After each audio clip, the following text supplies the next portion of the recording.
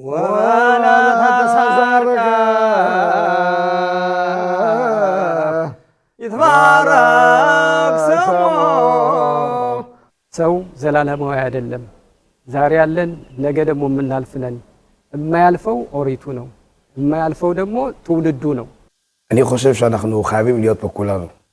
לאו דווקא להיות כס, כן להיות כס. לבוא ולשמוע, ללמוד.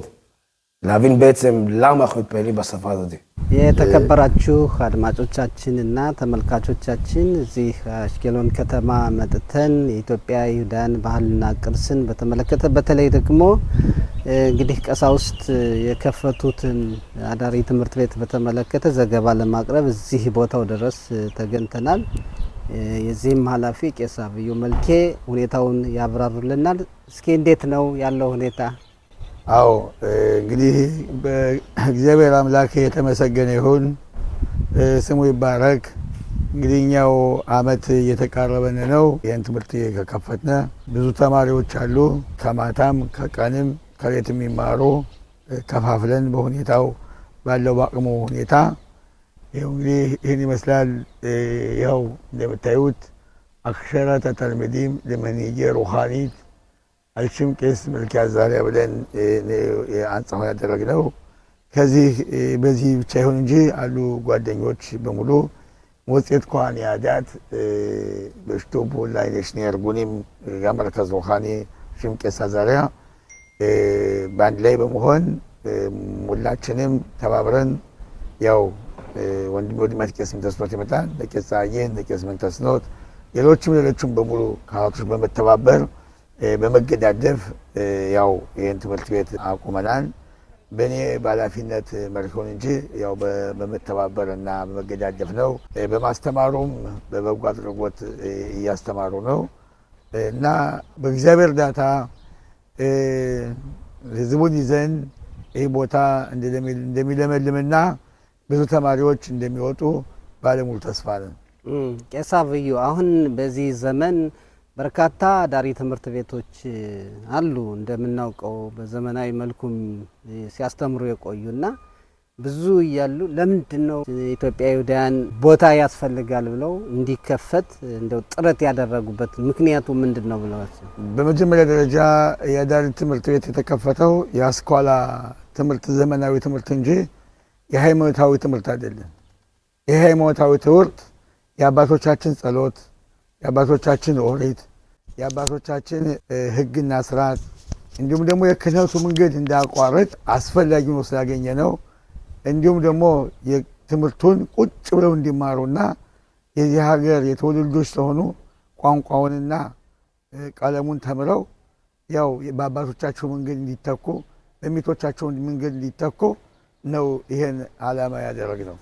ያንና ይሄ ልጅነት አለ። ይሄ ለሃይማኖት ለመሪነት በእኛ ሀገር ተተክተው ሀገሩን እንዲመሩና ተተኪ ትውልድ እንዲሆኑ ነው። ይሄን አስፈላጊ ሆኖ ያገኘ ነው። በዚህ ምክንያት ነው። ቁጭ ብለው ካልተማሩ መቼ ይማራሉ? እነሱ እንደ ሽባ ተማሪዎች ቁጭ ብለው ትምህርቱን፣ ጸሎቱን፣ ሃይማኖቱን፣ ህግጋቱን፣ ሰዓታቱን ሁሉን የሚደረገውን በሙሉ ቁጭ ብለው መማር አለባቸው። ያ ከሆነ ያው ትምህርቱን ያመራሉ። በቂ መምህሮች እና በቂ ተማሪዎች ወይም ደግሞ በቂ አዋቂዎቹ ነው ለመሪነት ብቁ የሚሆኑት አጥብቆ ሲማሩ ብቻ ነው። ሳይማሩ ቢሾሙ ለእኛም ለህብረተሰቡም ብዙ ጉዳት እንደሚደርስ ነው። ማወቅ ትልቅ መብራት ነው፣ ትልቅ እውቀት ነው። ስለዚህ ነው አስፈላጊውን ያገኘ ነው። አንደኛ በሀገሪቱ በዚህ ሀገር ተወላጅ ሲሆኑ ቋንቋ መማሩ ቋንቋውንና አሁንም ስርዓቱን ትፊላውን ፍላጎት ስላለ እንዲማሩ ለን የፈለግነው ይሄ ነው። ከጊዜ ጊዜ ይህ ነገር እንዳይጠፋና አባቶቻችን ያመጡት ኦሪት በልጆቻችን እጅ እንዲተላለፍ ነው። እንግዲህ ይኸው የቤተ ክህነቱ ነው። አባታችን ሊቀ ካህን ቄስ መልኬ አዛሪያ እያሉ እሳቸውን ያስገነቡት። ቤተ ክህነቱን እኛ ነው የገነባ ነው። መሬት የሰጠን መሬት ብቻ ነው። ብዙ ህዝብ ተባብሮናን ተገዳድፎናን ይሄን ቦታ ስናቋቁም በተለያዩ ከተማዎች ዙረን ህዝቡ ረድቶን ፎቁን ልናቆመው ቻልነ። ከዛ ወዲያ ነው ሌላ ረዳት የመጣው። አሁንም ዓላማችን መንግስት እስከሚረዳን ህብረተሰቡ ይሄን እንዳቆመነ ትምህርቱም ደግሞ እስካሁን በግዳፍ ያለ በህብረተሰቡ ላይ ነው። ህብረተሰቡ የተቻለውን ያህል እንዲረዳንና ለዚህ ሃይማኖት የተቀደሰ ሃይማኖት ግዳፍ እንዲያደርግ ጥሪያችንም ይሄ ጭምርት ነው እና ይሄው እንግዲህ የጸሎት ቤቱ መግቢያ ነው። በዛኛው የሴቶቹ መግቢያ ነው። በዚህ ወደ ተማሪዎች እንሄዳለን። ቦታ ስለሌለን ይሄ በጦርነቱ የማማድ ወይም ደግሞ መጠለያ ነው። ምክንያቱም ከዚህ በላይ ለመገንባት ፍቃድ ስላለን ያው በጊዜው ነበረን ተኩነቱ ግን ጊዜ ስላልገባነ ጊዜያቱ አልፎ እያሳደስነ ነው የተሰጠነው። ይሄን ሹር ቴር ስናወጣ በውስጥ ሚቅላጥ ለማድረግ እንትን ማሊት ለማድረግ አቅም ስለማፈቅደን ከንቲባው ይሄን አድርጎ በዚህ አድርጎ ሲወርድ ያው ሞዴል ሲዞር ካዛ የሚተኮሰው ካሳም ስለሚያበቃ በዚህ ካልሆነ አልሰጣችሁ መስላለ አጋ ሹሩን ያው በዚህ ሲገነባ አቅራብ ለነሱ መጠጊያ ሊሆን ለዚህ የተሰጠ እንትን ነው። የቤቱ በውስጥ አለው ሚቅላጥ ማማል መጠጊያ። ለዚህ ላይ በእግዚአብሔር እርዳታ 3 ክፍል ለመገንባት ነው አላማችን። ይሄን አሁን ተናገርኩታይ ብንያኑ የሚፈልገው ከላይ ያው በቅርብ ቀን ወደ 3 ክፍልና መስሪያ ቤት ጭምር ትልቅ ነው በጣም እንዲሰራ ነው አላማችን። ምክንያቱም ልጆች ተማታ እንዲማሩበት፣ ከማልዳ እንዲማሩበት፣ ከቀን እንዲማሩበት ነው። ምክንያቱም አዋቂዎች ተማሪዎች አሉ ለክህነት የተቃረቡ አሁን የምናያቸው ገና ፊደል ደግሞ የሚቆጥሩ አሉ፣ ደግሞ አዲሶች አሉ። በየአይነት ስለሆነ ለነሱ በየክፍላቸው እንደ ደረጃቸው እንዲማሩ ቦታ ያስፈልጋል ብለን ያበጀነው ነው እና ይሄ ያው ስብሰባም ሆነ አመት በዓል ስንሆን አንዳንድ ጊዜ ህዝቡን ሰብስበን እናስተምራለን። በአመት በዓልም ሰው ይሰበሰባል፣ መሰብሰቢያ ነው። ሌላ መዛ አዳራሽ አለን። እንግዲህ በጉብኝታችን ወቅትም ዶክተር መልካሙ ያዕቆብን አግኝተናልና ዶክተር መልካሙ እዚህ ምን ሊሰሩ መጡ? እንግዲህ በጣም ጥሩ ጥያቄ ነው። ይሄ በአጋጣሚ የኢትዮጵያ ይሁዲዎች ከዓለም ካሉ ይሁዲዎች በሃይማኖት ጥበቃ ደረጃ የመጀመሪያውን የሚይዝ ሃይማኖት ነው። ያልተጨመረበት የኦሪት ትእዛዝን ከዘር ወደ ዘር የተላለፈበት በዚህ ደግሞ አባታችን ወንድማችን ቄስ አብዩ አባቱ ታላቁ ቄስ መልኪያ ዛሪያ በሙሉ ሲወርድ ሲዋረድ የመጣ ሃይማኖቱን ከትውልድ ወደ ትውልድ ሲያስተላልፉ የነበረውና አመት ሊሆነው ነው። እንግዲህ ይሄ በትልቅ ብዙ ህዝብ በተሰበሰበበት ይሄ ሃይማኖት ከትውልድ ወደ ትውልድ መተላለፍ አለበት። የቄሶቻችን የሃይማኖቱ ትክክለኛው የኦሪት ሃይማኖትን ይዘው መማር አለባቸው። ዛሬ በሰለጠነ በእስራኤል ሀገር ስልጣኔ በበዛበት ሃይማኖታችን ራሱ ስልጣኔ ነው። የስልጣኔ መጀመሪያው ሃይማኖትን መጠበቅ ነው በማለት ወጣት ተማሪዎችን በተለይ የዘመናዊ ትምህርት የተማሩ ናቸው በብዛት እኔም አነጋግሬያቸዋለሁ። ከዛ ባሻገር ግን የኦሪትን ትምህርት ለመማር በጣም ቀላል አይደለም። እኛ የተለያየ በዩኒቨርሲቲ በተለያየ ስንማር፣ ይሄ ግን አብዛኛው በቃል ነው። በቃል የሚያዝ አንዱ ትልቅ የሚያደርገው የኛን ሃይማኖት የቄሶቻችን ትልቅ ትምህርት ዝናብ ቢመጣ መብራት ቢጠፋ ሃይማኖቱን በራሳቸው በልባቸው በህሊናቸው ውስጥ ስላለ መብራት ጠፋው ብለው ሲዱር መክፈት እንትን አያደርጉም። በዘመናዊ መብራት ከጠፋ ሲዱሩን ተዘጋ ማለት ነው እና እንዲህ አይነት ትልቅ የሆነ እርዳታ ያስፈልገዋል። ይሄ በከፍተኛ ደረጃ በተለይ የመጀመሪያውና ለመጀመሪያ ጊዜ በእስራኤል ሀገር የተከፈተ የሃይማኖት መማሪያ የቶራ መማሪያ ቤት ሚድራሽ። ቤት ሚድራሽ ምንድነው? በአማርኛ የሃይማኖት ትምህርት ማለት ነው። ቤተ ትምህርት ማለት ነው። የሃይማኖት ትምህርት የሚሰጥበት ማለት ነውና እነዚህ ዛሬ በማዕከላችን የምናያቸው ቄሶቻችን የህዝቡ ባንዲራ የሃይማኖቱን ወደፊት እንድንቀጥል እያንጸባረቁ የኖሩና ከትውልድ ትውልድ ያስተላለፉ ስለሆነ ምቾት ባለበት ሀገር፣ ስልጣኔ ባለበት ሀገር፣ ሁሉ ነገር አቅርቦት ባለበት ሀገር ይሄ ሃይማኖት መጥፋትና በዘመናዊ መቀየር የለበትም። ቶራዋ አንዲት ናት። ከየት እንደመጣን ኦሪታችን ምን እንደሆነ ያወቀና ዛሬ ቄሶቻችን ጊዜ የላቸውም። ህዝቡን ሲያስተባብሩ በልቅሰው በሐዘኑ በሁሉ ቦታ በሰርጉ ትምህርት ቤት ሲኖር ግን ያ ትምህርት ቤት አዲስ ቄሶችን ያፈራል።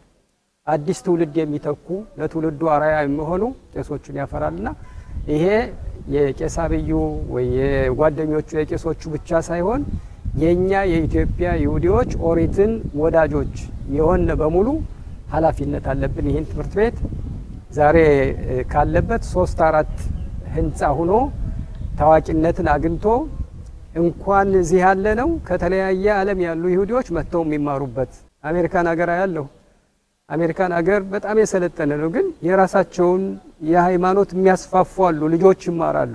ለምንድነው እኛ የኛውን የምንጥለው?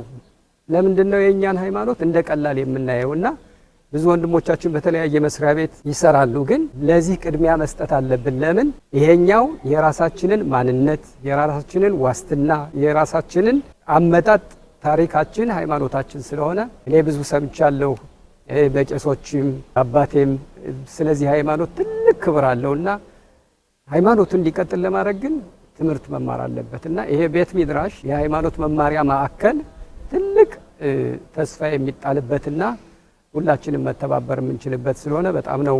በዚህ አጋጣሚ ቄስ አብዩንም አብረው ይሄን በተግባር ላይ እንዲውል ያደረጉትንም ገና ጅምራ ነው ያለው። ቅድም ተዘዋውሬ ተማሪዎችን ለምን መጣችሁ፣ ምን ያስፈልጋል፣ ለምን ወደ ተለያየ ዘመናዊ እና የሰጡኝ መልስ በጣም ያልጠበቅኩትን መልስ ነው። የእናት የአባት ሃይማኖት እንዴት ይረሳል?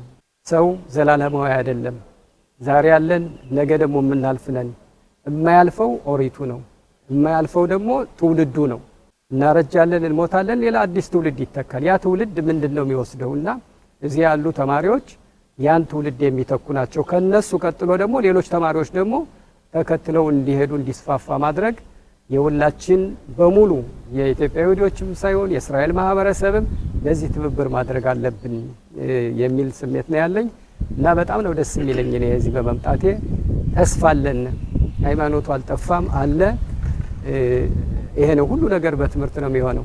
ሁሉ ነገር በእምነት ነው የሚሆነው። ሁሉ ነገር ማንነትን በማወቅ ነውና ይሄ ደግሞ የማንነታችን መገለጫ ስለሆነ በጣም ነው ማመሰግን በዚህ አጋጣሚ እናመሰግናለን። ከዚህ አሁን እንግዲህ 2 ተማሪዎች አሉ፣ ብዙ ናቸው፣ ግን ለጊዜው ለቃለ ምልልስ 2ቱን መርጠናልና እስኪ ስማችሁን እድሜያችሁንና ትምህርቱን እስኪ ካንተን ጀምር። የስሜ ኡሪኤል አዛሪያ ይባላለሁ። የቄስ አብዩ ልጅ ነኝ። የበኩሩ ልጅ ነኝ። የ33 ዓመት ልጅ ነኝ። ትምህርቱ የጀመሩት በህፃናት ዓመቴ በ8 ዓመቴ ነው። በ9 ዓመቴ 7 ዓመቴ የጀመርኩት እዚህ ነው የተወለድክ? እዚህ ነው የተወለድኩ። በዚህ ሀገር ነው የተወለድኩ። እንዴት አማርኛ በደንብ ነው የምትችለው? ያስተምሩን የነበሩ አባቶቻችን በዚህ የነበሩ የሚታዬ እና አባ መልካሙ እና አባቴ ያስተምሩን። ደስ ይላል በጣም በውኸሸ አሪፍ። እና ደግሞ ውትድርና ነበሩ ጨርሼ እና አሁን የአባቴ መንገድ ያስኩ በእግዚአብሔር እርዳታ በዚህ አቁማለሁ። በዛታሽ አንተንስ? እኔ ስሜ ፍቃዱ አዛሪያ ነው። እድሜ 32 ነው። እኔም ደግሞ ገና በህፃንነት ነው ተዚህ የጀመርኩት። ተሚቶች ቤት ነው ያደኩ። ኬስ መልክ ቤት ነው ያደኩ። አጎቴ ቄስ አብዩ አዛሪያ ነው። ይህም ተዚህ ሁሉ ጊዜ አርብም ሆነ ቅዳሜም ሆነ ሰሞኑም ሆነ የአባታችን የሚታችን ሙላ ህግ ለመያዝ ነው ተዚህ የተቀመጥነ። አምላክ እርዳታ ልጅ እናስተምራለን። ተዚህ ደግሞ ለእንግዲው ለክብሩ ለመያዝ በጣም ስራ ብዙ ይዘናል። ተዚህ እዚህ አንተም የተወለድክ እዚህ? ተዚህ ነው የተወለድኩ። በጣም የሚገርም ነው። አማርኛችሁ በጣም ደስ ነው የሚለው። አሁን የምትማሩት አሁን እኛ የደረስነው በጸሎቱ ከሆነ ከኑ ጸሎት የሰሞኑ ሁላ ይዘነዋል። የሰንበቱ ደግሞ ትንሽ ደግሞ ይዘነዋል። ዓርብ ማታ ይዘነዋል እና ደግሞ ትንሽ አሁን የፍትሐት ጸሎት ነው የምንተማር። 7 ቀን ከሆነ የፍትሐት ቀን ከሆነ እና ደግሞ የሕጉ ጸሎት ጨረቃው ባል ጸሎት አለ። ሁሉ ጸሎት አለ። አንድ ጸሎት በልልኝ በምትችለው ቋንቋ። እሺ እኔ ዋናው የምወደው የዓርብ ማታ በለቴ ነው የምወደው። እሺ በለተ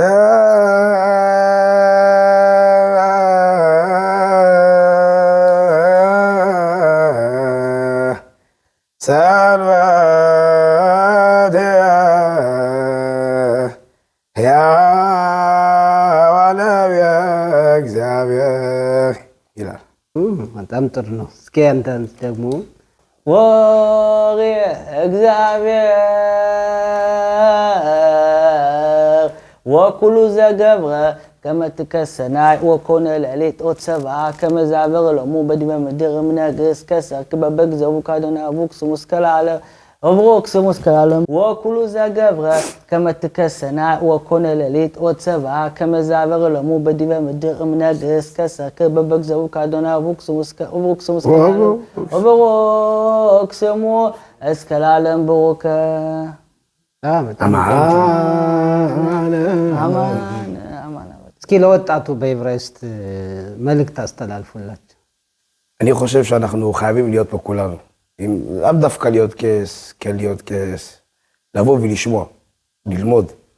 להבין בעצם למה אנחנו מתפעלים בשפה הזאת. נגיד לך את האמת, אני לא מבין את כל התפילה, אני מבין חצי מהתפילה נקרא לזה, אבל אני מתחבר לזה. אני מאמין שאם 1, 2 ישמעו אותנו מתפעלים, גם יתחברו לזה. יבינו ויבואו וישמעו וילמדו. וזהו, זאת הנקודת ראייה שלי. אני חושב שכולם צריכים לבוא לפה, מהגדול עד הקטן. נולד פה, לא נולד פה, זה לא משנה. כולם אומרים לי, וואי, איזה אגרת, וואו, איזה אמרית, וואו, מה פתאום, למדתי קשה, עבדתי קשה. שברתי שיניים, הידיים שובר שיניים, עדיין קשה. אבל לומדים כל דבר קשה בחיים. כל אפשרי בחיים. אני אמשיך את מה שאוריאל אמר פה. אני חושב שזה חשוב להנגיש להם את זה. מבחינתם באוזן זה זר להם התפילה הזאת. הם בטוחים כאילו שתפילה שרשומה בסידורים בעברית וזה כאילו זה אתה יודע, זה מה שקובע. אבל הם לא מבינים שכשאתה מתרגם את זה, כאילו שלנו זה אפילו עוד יותר עוצמתי כאילו. יש הרבה תרגומים, הרבה עומקים, זה כאילו זה מצער, אבל הרבה צעירים שהם בגיל שלנו שנולדו פה, וגם יותר צעירים מאיתנו, מבחינתם זה שפת חרטומים, כאילו לשמוע את זה באוזן, מבחינתם זה לא אומר כלום. אז צריך להנגיש להם את זה ולהראות להם את זה, כאילו שזה התורה האמיתית בעצם, כאילו זה ההתחלה של הכל, זה השורש, זה הבסיס. סבתא שלי הייתה אומרת... כשאתם לומדים כאן, מה האתגרים שלכם פה בבית המדרש? מה האתגרים? כן. שגרה של החיים. בדיוק. שגרה של החיים. שגרה של החיים.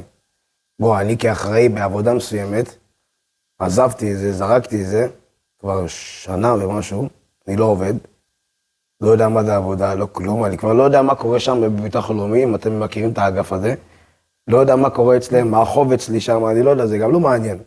כי כסף בא, כסף הולך, יש את המשפט הזה, כסף בא, כסף הולך, זה באמת לא מעניין. אבל הגוף הזה באמת יכול לבוא עליי ולהתנקם, ויש כתם שחור שיכולים להסתכל עליך בעתיד, וזה באמת משהו שמפריע. אני בעזרת השם רוצה להקים משפחה, להקים בית, לגדל את הילדים שלי בעזרת השם, ולא אם עכשיו זה מציק לי, המחשבה הזאת לעתיד, בגלל הדבר הקטן הזה. אבל בסדר, ברוך השם. עברנו את פרעה, נעבור גם את זה, הכל בסדר. እናመሰግናለን። תודה רבה. גם ለመሰግን እሺ አሁን እንግዲህ በዚህ ባዳሪ ትምህርት ቤቱ እንቅስቃሴ ያሉ ነገሮች ለህብረተሰቡ የምታስተላልፉት መልእክት ካለ ምንድነው? ህብረተሰቡ ይሄ የበለጠ እንዲያድግ ማድረግ ያለበት እናንተ ምን አይነት ድጋፍ ነው የምትጠይቁት ከህብረተሰቡ? እኔ በመጀመሪያ ለህብረተሰቡ ማስተላልፈው ህብረተሰቡ የሚጠብቀው የነበረ በየጊዜያቱ በየሰዓቱ የሚጠይቀው ጥያቄ ነበረኛ በየጉዳዩ በአገኘና ቁጥር አታስተምሩን ተኩ እኛ ደስ እያልናቸው ነው መሰል ከኛ እንትን የተነሳ ነው መሰል አሁን እኛ የሚጠብቁት ትውልድ እንዲቀጥል ነው። ቆመው ተላልቁ አዛውንቶች መረቀው ሲያበቁ ማስተማር አለባቸው መተካት አለባቸው ከሚል ህብረተሰቡ ብዙ ዘመኑ ነው ብዙ ዘመኑን አሁን ግን እግዚአብሔር ፍቃዱ ሆኖ ያው እንግዲህ የመተኪያ መንገድና ደረጃ ነው። እርግጥ በየቤቱ ሰው ያስተምራል ልጁን በእያንዳንዱ አባል ያን ሁሉ እውቀቱንም ብቁ ሊያደርገው አይችልም ይሆናል። ይህ ግን አንደኛ በማህበራዊ ሆኖ ሲማሩ ቀናናት አለ፣ ተማሪ ይታወቃል። በሁለተኛ ደረጃ ደግሞ ያው ስርዓት ባለው ሁኔታ ረድፍ ባለው ሁኔታ ይማራል። ከዛም ደግሞ ያው አንዱ በፈረደ አንዱ በወሰነ ሳይሆን ያው የመለኪያ ነጥቦች ሁሉ አሉ። ፈተናው ሁሉ ይደረጋል።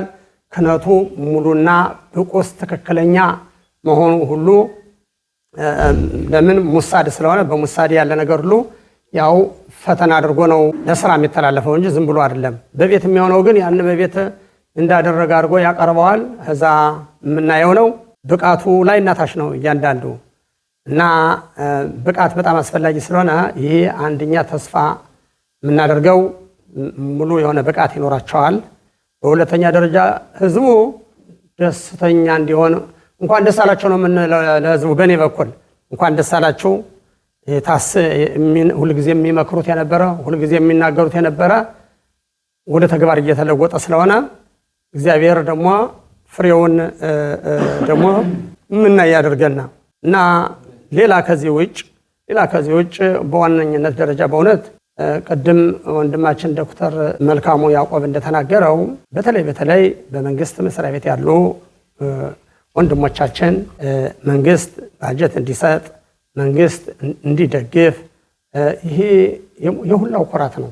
መንግስት እንዲረዳ እንዲል አንዳንድ እንቅፋት ነገር ከመሆን ያው እንድንቆጠብ ማለት ነው። እዛም ማስተናበርና አብራርተው እንዲናገሩ ነው። ከዛ ውጭ ያው እያንዳንዱ ያለውን ደግሞ ያቅሙን ደግሞ ሊረዳ የሚፈልገውን ደግሞ ቢረዳ በጣም መልካም ነገር ነው። እርግጥ ታውን ፊት አንዳንድ ሰዎች ምን አለ በዚህ በእስራኤል ሀገር ሰው ሲሞት ለሞቱ ማስታወሻ ብዙ ሲዱር መጽሐፍ ገዝተው ይደርደራል። በየጸሎት ቤት እየቆየ ወደ እንትን ቦታ ይጣላል። ደግሞ መኖሪያ ሲጣጣ ወደ ግንዛ ሌላው ይቀርና እንደዚህ ለሞት ማስታወሻ የሚሆኑትን ለተማሮች ቢልኩ ይህም ደግሞ ትልቅ ነው። አንደኛ ሙታን ነፍስ ይማር ይባላል። ይህ በትክክለኛ ስፍራ ላይ እየተቀመጠ ነው ማለት ነው።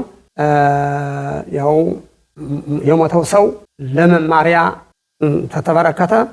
በእውነት ይህ ትልቅ ነፍስ ይማር ማለት ከዚህ የሚበልጥ የለም። ትውልድ የተካሰው ለሚቃሳብ ነው ያነሱት። አዎ ይሄ ከህዝቡ የምንጠይቀው አንዳንድ ጊዜ ዝም ብሎ በሆነው ባልሆነው ገንዘቡን ሙት ማስታወሻ አቅም የሌላቸው ሆነ ለእናት ለአባታቸው ማስታወሻ የሚፈልጉ ብዙ ሰዎች ናቸው። ያንን ወደዚህ ቦታ ቢልኩት ለነሱም ጥሩ ነው።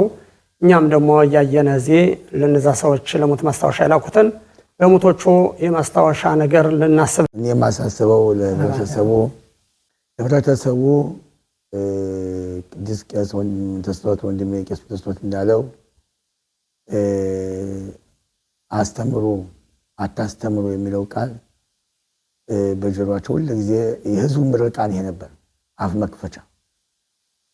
አሁንም መጀመሪያ ይሄን በከፈትነው ጊዜ አምና ዛሬ ነው እስራኤል ሀገር የገባን ብለው የተናገሩ ሰዎች አሉ። ከሰሜኑ ክፍል ከመጨረሻው ለክተው ተጉዘው መጥተው የ4-5 ሰዓት መጥተው ደስታ ሙተው ብዙ እርዳታ ያደርጓሉ። እና እስካሁንም የነሱ የህዝቡ ረዳት ነው። ገድፎን ምግብን ብናደርግ አንዳንድ ጊዜ መሳፈሪያ ብናደርግ ብዙ ነገሮች ብናደርግ ህዝቡ መረዳ ነው። እና ይህ ህብረተሰብ ብዙ ተግባር ማቆም ይችላል። ብዙ ነፍስም አድኗል። የብዙ ወንድሞቻችን የቀዶ ጥገና ኩላሊትን በመሰለ በተለያየ መልኩ እየተራዳ ነፍስ አድኗል። እና 50 ሎሚ ለ50 ሰው ጌጥ ነው ለአንድ ሰው ሸክም ነው የተባለው። ህብረተሰቡ የተቻለውን ያህል ያው በየሀገሩ ቢረዳን ያቅሙን ያህል እኛም ካሰብንበት ደረጃ እንደርሳለን። መንግስትም ያለንን ትግልና ግዳፋችን የህዝቡን ግዳፍ ሲያይ ያው ይራራልና ብለን የሚል ሐሳብ አለን። ግን ህብረተሰቡ ያው ሃይማኖቱ ከልቡ ህሊናው ስላለ ይሄን ሃይማኖታዊ ጉዳይ አንደኛ የቅድም ማለት ሙታኖቹን በማስወሳት የቀን ጸሎቶች አሉ ለጤና የሚደረጉ ለስራ ለበረከት የሚደረጉ ልጆች ኮን ቀን ጧት ማለት ዳዊት ሲደግሙ ያው ያንዳንዱን መባውን ስጡን እንደሚሰጠን ያው ለዚህም ቦታ ደግሞ በረከቱን ቢሰጥ እግዚአብሔር ዓላማው ሁላ እንደሚሳካለት ነው። ምክንያቱም በንጹህ ልብ ከዚህ ነው የሚለመነው ልመና ያንዳንዱ እንደሚደርሳቸው ነው። ስለዚህ እኛ ያው የኔ ጥሪ ህብረተሰቡ የተቻለውን ያህል እንዳቅሙ ይተባበረን ለዚህ የተቀደሰ ዓላማ ባይ ነኝ። ጥሩ ቄስ የሚጨምሩት? እሺ እግዚአብሔር ዛሬ ለተቀደሰው ዓላማ ለዚህ ለስራችን ያው ዛፉ አሁንስ ቅጠሉ ካለ ዋናው አይደርቅም ትልቁ ማለት ነው። ዛፍ እነዚህ ሞረሸት እነዚህ የሚወርሱ ተማሪዎቻችን ቀጣይ ትውልድ መሪ እንዲሆኑ ለህዝቡ አገልግሎት እንዲሰጡ እያስተማርነ ምልክቱ እዚህ ቦታ እንደምታዩ ያው ይሄ እያስተማርነ ወደ መንግስትና ወደ ህዝቡ ለህዝቡ የህዝብ ህልም እውን ለማድረግ ህዝቡ ቅድም እንደተናገሩት አባቶች ጓደኞች እንደተናገሩት ህዝቡ ለምን አተኩልንም ለምን አታስተምሩልንም እያሉ በየጉዳዩ ሲያዩ ወጣቶች ዲያቆኖች ሲያዩ በጣም ደስታና ጉጉት ነው ያላቸው። አሁን ግን ለኦር ለመብራት ወጥቷል። ይሄ ሂዙክ ለትምህርቱ ሂዙክ ያስፈልገዋል። ብዙ ወጭና ብዙ ድካም ያስፈልጋል። ትምህርት ሲባል በመትጋትና በመጠንከር እና ለመንግስት ለህዝብ ያው የህዝቡን ምኞትን ያው ህዝቡ የተመኘውን ተጀምሯል። ህዝቡ ደግሞ ያው እንዳሉት ቅድም ካህናቶች እንደተገለጹት ይሄ በየጊዜውም ተስካሩም ይሆናል። ከዛም አልፎ የመስታወሻ መጽሐፍ ተብሎ ይሰጣል። አንዳንድ ቦታ መውደቂያው መጽሐፍ እኮ መውደቂያው የሚያየው የለም። ይሄ ግን ለተማሪዎች ዳዊት መድገም ለሙታን አጥንት ጀምሮ ያለ ነው። ለአባቴ ዳዊት ድገምልኝ ለቤተሰብ እንዲህ የሚያይል ሰው የለም አባቶቻችን። አሁን ግን በጠቅላላ በሙላው በእስራኤል ሀገር ከገባነ ለዚህ ትምህርት ቤት ላሉት ተማሪዎች ለዚህ ቢያቀርቡት ያንን ልክ እንደ መስዋዕት ትልቅ መስዋዕት ይቆጠራል። ዳዊት ቢደግምላቸው ለሙታኖች ይጠቅማል። እንደገና ደግሞ ደረቅ መሬት አይደለም የተዘራ ማለት ነው። የሚበቅለው ብቃያው ፍሬው የሚታየ ብቃያ ፍሬ ማለት እነዚህ ተማሪዎች ናቸው። እና ይሄ ጥሩ ሐሳብ ነው። በህዝቡና መንግስት ቢደግፈው በበኩሌ ልመናችንና ሐሳባችን ይሄ ነው። ለዚሁ ለተማሪዎች የሚሆን አትራማ በያቅሙ ሰው ትርማ ሲባል በአቅሙ ነው እንጂ ለማስታወሻ ለአባቴ ለወገን የሚል ሰው በአቅሙ ባለ አቅሙ በሚፈቅደው መልክት ወደዚህ ቦታ ቢለግስ ጥሩ ነው እላለሁና እኛም ደግሞ በታሪክ ሳይሆን ይኸው በፖል እየሰራን ህዝብ እያስተማርን ነው። እያንዳንዱ ካህን በየችሎታው እንግዲህ በጸሎት በቅን የሚመራ አለ። በጽሁፍ በመጻፍ አማርኛ በማስተማር የሚያስተምሩ አሉ። እንግዲህ ደግሞ በዳዊቱ በግዕዙ ቀለሞች ደግሞ እናስተምራለን። ይሄ ተጋግዘን ተባብረን ከፍ ያለ ደረጃ እንዲሆንልን ምኞት አለን እላለሁ። ስለ አዳሪ ትምህርት ቤቱ ያብራሩልን በአጠቃላይ ሁኔታ ቄስ አብዩ መልክያዘነ። ቅድም እንዳልኩት ወደ 27 ተማሪዎች አሉን። ወድሚያት ልናሳያችሁ ደግሞ ወደ 27 ምኝታዎች አሉ፣ ማደሪያዎች ቤት ማለት ነው። ከዚህ ያው ቅድም እንደነገርኩት የሚማር ሁል ቀን ነው። ከእሑድ ጀምሮ እስከ ሐሙስ ነው። ዛሬ የመጽሐፍ የፕራሻይ ትርጉም የጊዝ ቀን ነው። እሑድ ቀን ፀሐዬ ዳዊት ያስተምራሉ። ሰኞ ቀን እሳቸው ቄስ ምንተስኖት ጸሎት ያስተምራሉ። ቄስ ሆይ ደግሞ ከህደራ ይመጣል። ሮብ ማክሰኞ ቀን ያስተምራል። ሮብ ቀን የአማርኛ የጽፈሽና የንባብ የአማርኛ ቀን ነው። የዛሬው ቀን ያልኩት የመጽሐፍ ቀን ነው። አረብ የጸሎት ቀን ነው። ተዘጋጅቶ ሰንበት ነው እና ከዚህ ያው ምግብ አለ፣ እንጀራ የሚጋግሩ አሉ፣ ወጥ ሰርተው ለተማሪዎች የሚያመጡ አሉ። ማተኝታ ማረፊያ ቤት አላቸው። ትምህርቱን እነሱ ጎበዞች ናቸው እና ሙሎች ተማሪዎችን ለመያዝ መንግስት እስካሁን ወጪ አላደረገልንም። በገዛ እጃችን ነው የምንታገለው። ስለዚህ ያው የተማሪዎች ቁጥር ይከፋፈላል። ከ3 ከፍለነዋል። ከጠዋት ከሰዓት ደግሞ ማታ አድርገን ከፋፍለነዋል። ምክንያቱም አላማችን እስከሚሳካ ድረስ ይሄ ነው። እንግዲህ አመት እየተቃረበ ነው። ልጆች ግን በቃ ትምህርቱን በጣም በጣም ይዘውታል፣ ገብቷቸዋል። ሌሎችም ተማሪዎች አሉ ገና ጀማሪዎች። አማርኛ ለማስተማር እንትና አለን ስልት አለን። በ3ኛው ቀን ያነባል። እንዲያነብ ነው የምናደርገው። ከዛ ለምናስተምር በቅደል የምናስተምርበት ይሄን ይመስላል በእግዚአብሔር እርዳታ። ቄስ ምንተስኖት ለተማሪዎች ትምህርት አቀባበል ምን ይላሉ? ተማሪዎቹ በጣም በእውነት ጥሮች ናቸው። የሚሉት አባባል አለ አባቶቻችን፣ ፍላጎት ካለ ሁሉ ነገር አለ ይባላል።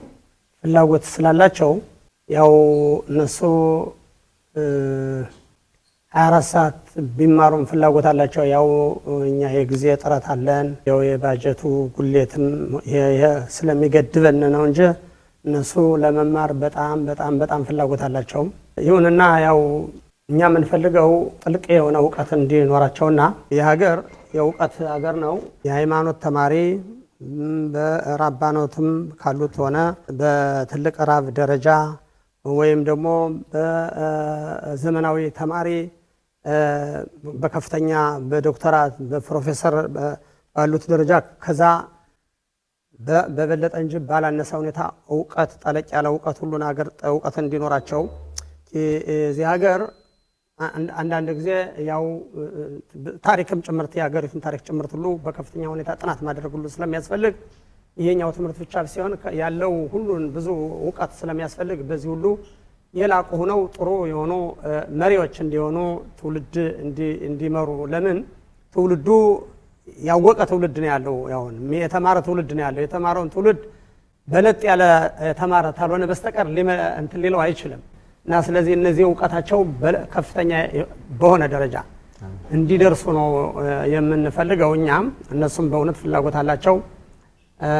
በግዙ ደረጃም የመረዳቱ ደረጃ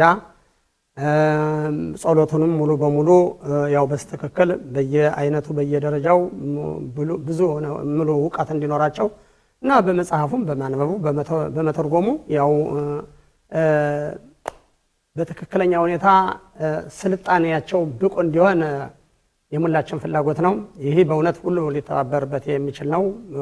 ብቁ እውቀት ያለው ሰው በወገናችን ውስጥ ከተፈጠረ ለትውልዱ ከተፈጠረ ትልቅ ተስፋ አለ። አባቶቻችን ይህ እንግዲህ ሊያበቃ ነው የሚል ሀሳብ ነበራቸው። በጣም ኋላ ጸሎት ቤት እየተሰራ ካህናቱ ደሞዝ እየተወሰነ አንዳንድ ትምህርት አቋርጠው የነበሩትን ካህናቶች እየሾሙ ሲሄዱ ትንሽ ተስፋ አድርገው ነው ያለፉት። አሁን እኛ ደግሞ ተስፋ እያደረግን ነው። እኛም ደግሞ በአባቶቻችን ደረጃ እየቀረብን ስለሆነ ይቀጥላል በሚለው ላይ ተስፋ እያደረግን ስለሆነ ይህን ተስፋ ያው ሙሉ በሙሉ እውን ለማድረግ የቻልነውን ያህል ጥረት እያደረግን ነው። በትብብር ሁሉ በትብብር ነው በእውነት የሚሰራ ያለ። የሚያጋጥማችሁ ችግር ምንድን ነው? ችግሩ አንዱ ችግር በእስራኤል ሀገር ሁሉ ነገር ያለ ገንዘብ ምንም ነገር መንቀሳቀስ አይቻልም። ችግሩ ነገር የባጀት ችግር አለ በከፍተኛ ሁኔታ። አንደኛ ተማሪዎቹ ማታ ማልዳ ምሳ፣ እራት፣ ቀን ስራ እነዚህ ወታደርነት የጨረሱ እንዲህ ያሉ ናቸው። ከዚህ ቁጭ ብለው ሲማሩ ከዋሉ ምሳ፣ እራት ያስፈልጋቸዋል። አንዳንድ ጊዜ ለልብስ ለኪስ የሚያስፈልጋቸዋል። ከዛም አልፎ ያው የተዳሩም አሉ የሚማሩ ያው ወደ ግንባር ደግሞ ያው ሊዳሩ በዝግጅት ይሆናሉ። እነሱ ሁሉ ትምህርቱን በከንቱ እንዳያስቀሩት እንዲያስተካክሉ ትንሽ የኪስ ገንዘብ እድሜ ኪስ የሚባለውን የዕለት ኑሯቸውን የሚያስተካክል ባጀት ያስፈልጋል። ዋናው ትልቁ ነገር ባጀት ነው። ያለ ባጀት ምንም ነገር መንቀሳቀስ አይቻልም። እኛ ስንማር ለመምህሮቻችን እንጨት አምጥተን ሰብረን እዛ ደግሞ ሩቅ መንገድ ሲሄዱ አብረን ተከትለን አንዳንድ ጊዜ ደግሞ አባቶቻችን በሚችሉት ይረዳሉ ለመምህሮቹ በአጨዳ ሰዓትም ሆነ በእርሻ ሰዓትም ሆነ በዛ አይነት ይጠቃለል ነበር። በዛ አይነት ሁለመናው ነገር ይከወን ነበር እና በቂ ጊዜም ደግሞ ነበረ። እዚህ ግን ጊዜ የሌለውን ሰው አምጥቶ ከዚህ ለማስቀመጥ ሌላ ለመምህሩ መክፈል እኮ ያስፈልገዋል። ለአሁኑ ለጊዜው ማንኛውም መምህር ያው ዝም ብሎ በበጎ አድራጎት ነው የሚያስተምር ያለ ለአሁኑ ለጊዜው ሌላውን ነገር ባጀቱ ለመሸፈን ስላልቻለ ወጪ ብዙ እንዳለ ይታወቃል።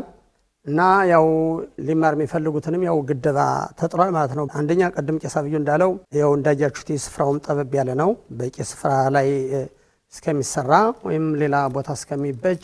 በሁለተኛ ደረጃ አሁን ያልነው ዋናው ምግባቸውንም ሆነ የዕለት ወጫቸውንም ሆነ የዕድሜ ኪስም ሆነ ካልተሰጠ አምጥቶ ሰብስቦ ደግሞ ያው ክሻሎን መሆን ደግሞ አስፈላጊ ስላልማደለ ስለዚህ ምን ይባላል አፍ የሚጎርሰውን እጅ ይመጥነዋል ይባላል። እና ስለዚህ ዝም ብሎ ብለን ብንሰበስብና እዚህ ብናደነኳኩራ አይሆንም። በመጠኑ ህጉን ጠብቆ መሄድ ስላለበት መንግስት ባጀት እንዲሰጥ መንግስት እንዲደግፍ እዛም ማስተናበርና አብራርተው እንዲናገሩ ነው። ከዛ ውጭ ያው እያንዳንዱ ያለውን ደግሞ የአቅሙን ደግሞ ሊረዳ የሚፈልገውን ደግሞ ቢረዳ በጣም መልካም ነገር ነው። ይህንን በየቦታው ከጸሎት ቤቱ ይህንን መቋሚያ ምንድን ነው እስኪ ያብራሩልን ቄስ አብዩ። እሺ ይሄ መቋሚያ ማለት ያው በጸሎቱ ሰዓት ብዙ ሰዓት ስለሚቆም የቁም ጸሎት ስለሆነ አብዛኛው ዕለቱን በሙሉ መገደፊያ ነው። ጸሎት መገደፊያ ነው። ረዳት ነው ማለት ነው ለመቆም። ሁለተኛ ግን ያው በትር በመጽሐፍ ብዙ ታሪክ አለው። በአባታችን አባ ሙሴ እስለ እስራኤልን የመራበት በበትሩ ፈርዖን ሁላ የተሟገተበት እግዚአብሔር በበትሩ ነው እና በእስራኤል ልጆችን ሲወጡ በትራችሁን አምጡ ብሎ የአሮን በትር ያቆጠቆጠችበት ከመጽሐፍ ብዙ ታሪክ አለው ስለ በትር። ዋናው ግን አባቶቻችን ያው በጸሎት ጊዜ በየጸሎት ቤቱ መቋሚያ ቆሞ ስለሚለመን ቅድም እንዳልኩት ያው ተገድፎ መቆሚያ ስለሆነ ድረስ ያው በእኛ በጸሎት ቤቶች አብዛኛው የሚገኘው በትር ነው። በየወንበሩ ተባለ ከሰክቶ እያንዳንዱ የሚቆምበት ነው መጥቶ። ምክንያቱም 3 ሰዓት 4 ሰዓት 1 ሰዓት ተኩል ቀጥታ ከቆመ ያ ሰውዬ የመውደቅ ወይም ደግሞ ሰውነቱን የመሰማት ደረጃ ይደርሰዋል። ይህን ካረገ ግን እግሩን ማንሳት ይችላል፣ እግሩን ማላዳት ይችላል፣ ሰውነቱን ማዘናት ይችላል እና መቋሚያ ይባላል። ተጨማሪ በትር መቼም ያው በአንደኛ ደረጃ በጣም ከፍተኛ የሆነ ብዙ ሙያ ነው ያለው። በመጽሐፉ ታሪኩ ብዙ ነው። በዚህ ለጸሎት የምንረዳበት ነው። አሁን አንድ በኢትዮጵያ ሰው በትር አልባ ወንድ ልጅ በትር አልባ ተሄደ በጣም ይነወራል። እንደ ሴት ባዶ እጁን የሚሄድ ይባላል። አሁን ሰው በትር ይዞ ተሄደ ሰው አብሮት እንዳለ ቁጥር ነው። አይበለው እንጂ አሁን ውሻ ቢመጣ ትከላከልበታል። እንዲህ ካረከበት አይቀርብም ደፍሮ። በትር ማለት ያው ሁለተኛ ሰው አብሮህ እየሄደ ማለት ነው። ከፍተኛ የሆነ አጋና ያው መሳሪያ ነው እና ብዙ ነው ታሪኩ ስለ በትር። ያው በዚህ ሰዓት የሚገለጽ አይደለም መጽሐፉ ብዙ ታሪክ እንዳለው አንዳንዱን ነክቶታል ቄስ አብዩ። ጸሎት ቤት የሌለ እዚህ እያየን ስለሆነ ይሄ ደግሞ እናንተ ልዩ ያደርጋችኋልም። አዎ ነው። በኢትዮጵያውያን ጸሎት ቤት በሙሉ አለ። በኢትዮጵያውያን ጸሎት ቤት ቄሶች ባሉበት ያው ጸሎቱ የቆም ስለሆነ ያው በሁሉ አለ። ሳሎን ማታ የሚቀመጡበት ነው።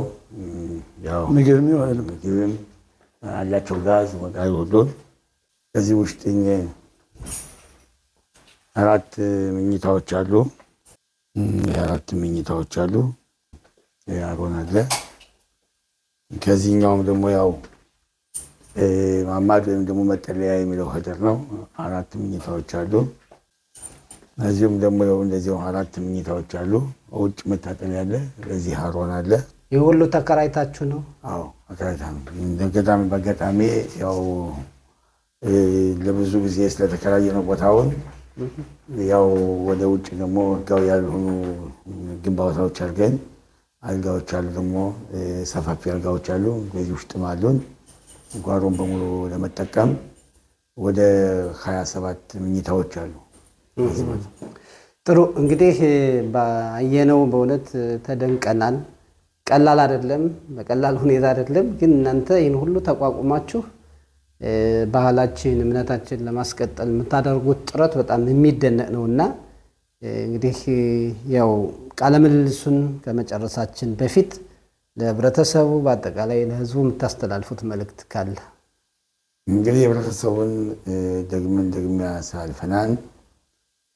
ብዙ ባለስልጣኖች ይህን ቦታ አሳይተናል። እኛ የምንለው ምንድነው ለህብረተሰቡ ጥሪ ማቀርበው የኛ ልጆች የኛ ሃይማኖት በህግ መንግስት አውቆልን አስተምረን በህግ ካልሾም የኛ ሃይማኖት አሁንም እንደዚያው ሰፌክ ናቸው ወይም ደግሞ አጠራጣሪ ነው እንዳሉን እስከ ዘመቻው አንጠራጣሪ ነው ማለት ነው። መንግስት ግን ለዚህ ትምህርት ቤት ለዚህ ሃይማኖት አዎ እውቅና ሰጥቻለሁ ብሎ በየማስተዳደር ደሞዝ እንደሚሰጠው ለትምህርታቸውም ደግሞ ወጭ ተደርጎላቸው እንዲማሩና ለሚመጣው ወይም ለአቲድ ወይም ደግሞ ለሚመጣው ዘመን አዲስ ተተኪ ተማሪዎች ባሉ አልተተካ ያው አንደኛ ያጠፋ ነው ሞራሸት የምንበለው ባህላችን የምንበለው ወይም ደግሞ ሌሎችም ብለን ስም እናወጣላቸው። ሞራሸት ማለት ከአባቶቻችን ያለው ቃል ወደ ትውልድ ሲተላለፍ ብቻ ነው። ሌላ ሰው ተቀምጦ አርኪኦን ቢያደርግልን ስፍራ ያሉሚ በሰፈራችን ቢወስዱልን አስቀምጥንላችሁ ቢሉ ይሁላ ተገኝ የኛ ዓላማችን ትውልድ ሳይሞት ትውልዶች ተተክተው ያውን ቋንቋ እንዲያስተምሩ ነው። ተማሪ እያለ ተማሪ ባይኖር ኦኬ ተፈላጊ ፍላጎት እያለ ፍላጎታቸው እንዲሟላ ፍላጎታቸው እንዲሟላ አንደኛ ያው መንግስት እንዲረዳን፣ ሁለተኛው ደግሞ ህዝብ እንዲረዳን ግዳፍ እንዲያደርግልን ባለው ሁኔታ ጥሪያችን እናቀርባለን። መንግስት እስከዛሬ ይህን ለማሟላት ታውቃላችሁ 30 ዓመት ሽብጣ ከደረገ አፍጋና ከደረገ ወቁናልና የሰዎችን ተቀበሉልን ደሞዝ ለማስገባት መብት ለማስመጣት ሰው ለማስመጣት ብዙ ነገር ተደረገ። አሁን ግን ያለነው በእውቀት ደረጃ ነው፣ በማስተማርና በመተካት አሁንም የተማሩት ብቁ ሆነው ቁጭ ብለው ተምረው ህዝባቸውን እንዲመሩና ልጆቻችን እንዲተኩ ነው። እኔ ብዙ መጽሐፎች አሉ። ይህም መጽሐፍ የኛ ሞጤት እንኳን ያዳት ነው አጽፈን ከቀስምንተስ የነበረውን ሆሜር አውጥተን ይሄው ተግባራዊ ነው። ዛሬ የሚለመነው በሙሉ ይሄ ነው። ለምሳሌ ብዙ መጽሐፎች እንደዚህ ያሉ መጽሐፎች አሉ። እኒህ መጽሐፎች በሙሉ አሁንም አድሰን እንደገና እየተጻፉ ይወጡ ብዙዎች አሉ። ስለዚህ በቃል የነበረውን ትምህርት በሙሉ በተግባራዊ ለማድረግ ነው ዓላማችን እና ያው ህዝቡም አምሳሎ ቢቂላ አምሳሎ ስጌጥ እንዳልኩት ይህን ነገር የምናደርገው የመርዝ መድኃኒቱ መርዝ ነው እንዳለው በተግባራዊ ሁኔታ አስተምረን በተግባር ስንተካ ብቻ ነው። ይሄ ነው የኛ ዓላማችን። ጥሩ ማጠቃለያ ቄሳዬ ያው እንደተናገረው ቄሳውዬ እንደተናገረው እንግዲህ የአባቶቻችን ህልም የነበረ እውን እየሆነ ነው። እውን ሊሆን ደግሞ ጥቂት ቀርቷል። ያው ሆሜሩ መጽሐፍቱ አረጆ መጽሐፍት እያደስነ ሀገሪቱ ከዚህ እየጻፍነ ቅኔ የሚማሩበት ልጆች ዳዊቱም ከዚህ እየታደሰ እየተጻፈ እየተማሩ ነው ያለ እና ይህን የመሰለ መንግስት ቅድም እንደተናገረ ቄሳዊ ተማሪ እያለ ሞረሸት አባቶቻችን የወረስነው ህገ ኦሪትን ህገ ጸሎትን ትምህርት እያለ እኛ ደግሞ ለተተኪ ትውልድ ብናስተምርበት ተተኪ ትውልድ ለህዝብ አገልግሎት እንዲሰጥ ሲወርድ እና ሲዋረድ እንደነበረ ህገ መሪ ሆነው ህዝቡን ለመምራት እንዲችሉ ለህዝቡ እንዲያገለግሉ እንደሙላው የሽባ በየቦታው የሽባ እንደሚቋቋመው ይሄው የመጀመሪያ ነው። በዚህ በወንድማችን በቄስ አብዩ ትጋትና ብቃት እኛ ያው በማህበሩ አብረን ተሳታፊ አብረን አስተማሪዎች ነን እናስተምራለን እና ለዚህ ደህና ሆኖ በሁለት እግሩ እንዲቆም ያደርገውም የመንግስት እርዳታና የህዝብ እርዳታ ህዝቡ በጉጉት እነዚህ ካህናቶች በየቦታው ጥቂት ናቸው፣ እንዴት እንደማይተኩም እያለ ህዝቡ ብዙ ጊዜ ህዝቡ ይጮህብን፣ ህዝቡ የሚለምን። አሁን ግን ይኸው እንግዲህ በየቦታው በየጸሎት ቤቱ ትምህርት አለ።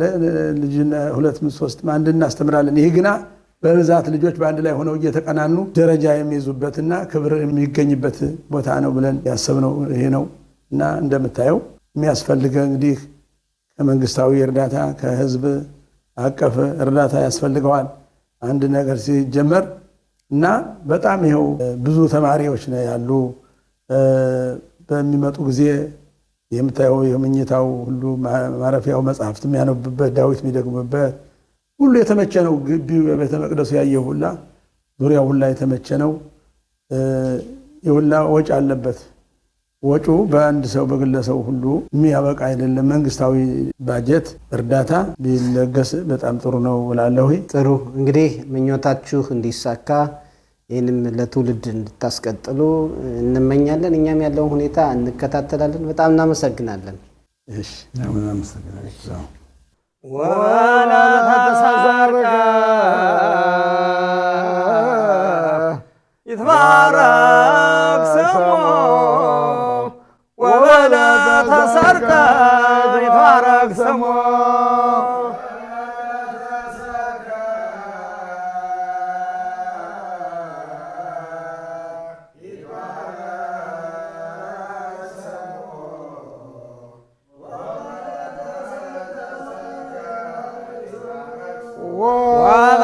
ተሰርቀ ይትባረክ ስሙ ወበለ ተሰረቀ ወረ ይሴባህ ስሙ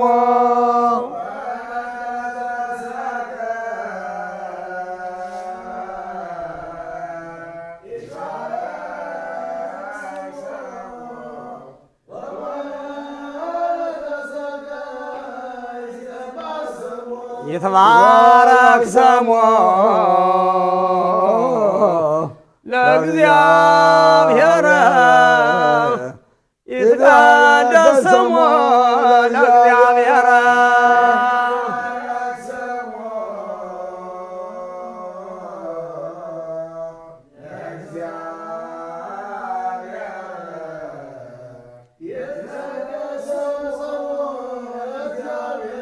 ይትባረክ ስሙ ለእግዚአብሔር ይትልያል ዝክሮ ለእግዚአብሔር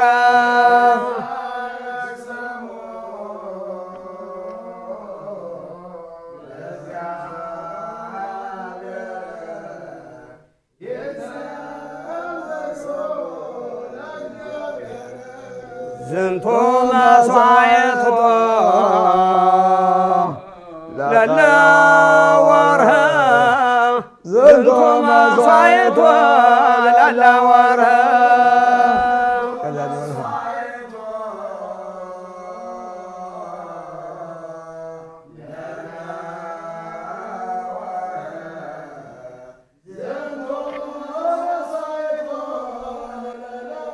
አብያል መስዋዕቱ ዘሰመርከ ከማሁ ስመር ለነ አብያል መስዋዕቱ ዘሰመርከ ከማሁ ስመር ለነ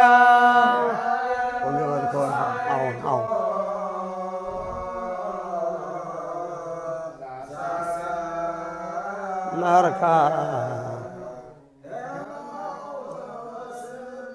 ወገበርከ ወራ በዕድሜያ ወገበርከ ወራ በዕድሜያ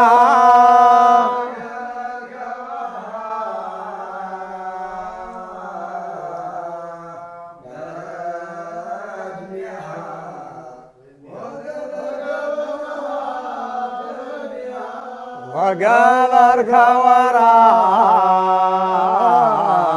በዕድሜያ ወገበርከ ወራ በዕድሜያ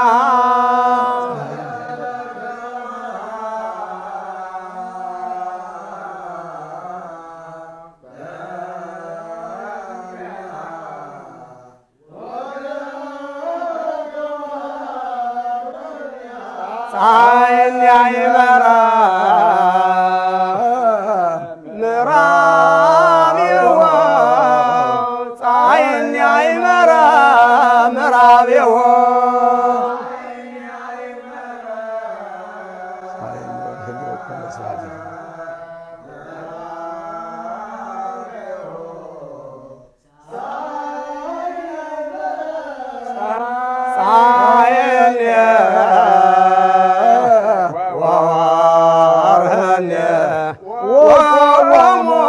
በስራትከ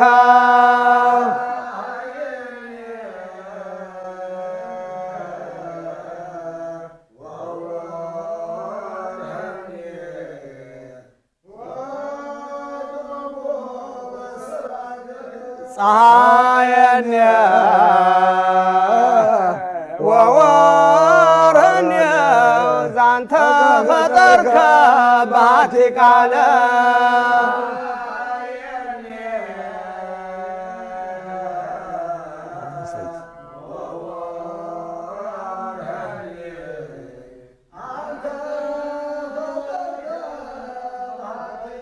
ዋቡ መስዋዕተ ለእግዚአብሔር ዋቡ መስዋዕተ ለእግዚአብሔር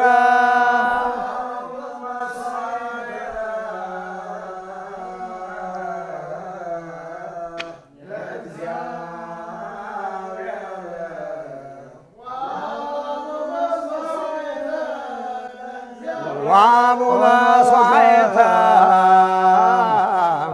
ለእግዚአብሔር ዋቡ ጸሎተ ለአምላክነ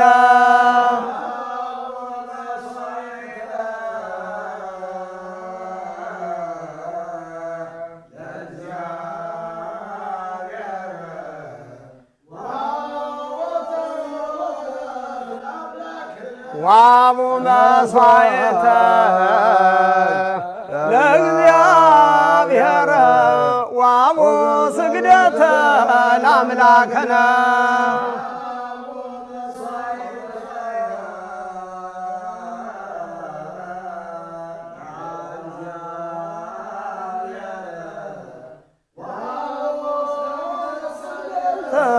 ለአምላክነ